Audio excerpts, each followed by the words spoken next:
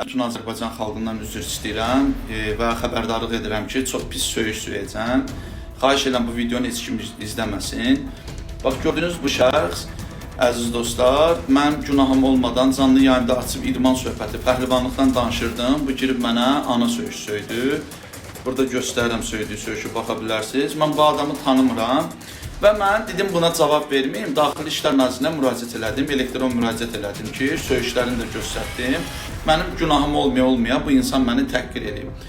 Sağ olsun, Daxili İşlər Naziri mənim şikayətimə baxmadı, heç ümumiyyətlə mənim e-mailimə cavab gəlməli idi, cavab da gəlmədi, nömrəmə SMS də gəlmədi, heç bir şey. Allah canınızı sağ eləsin, indən belə mən sizə müraciət etməyəcəm. Keçdi indi əsas məsələyə, mən artıq dədə-baba qaydasına keçəcəm. Bax, adama deyərlər ki, evə gələndə arvadından tutmuşsan məni, nə bilim, bacıva ilişmişəm sənin, anava ilişmişəm sənin, sən mənə nəyə görə söyürsən, sən mənə nəyə görə söyüş söyməlisən.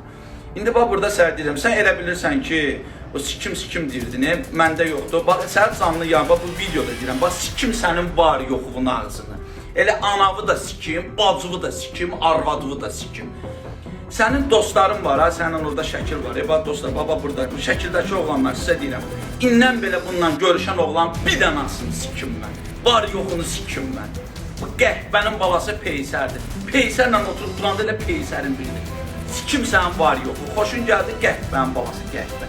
Bu da bunun maşınıdır. Bu maşına harda görürsə bilin ki, qəhbənin balasıdır bu. Sikim sənin var yoxunun ağzını.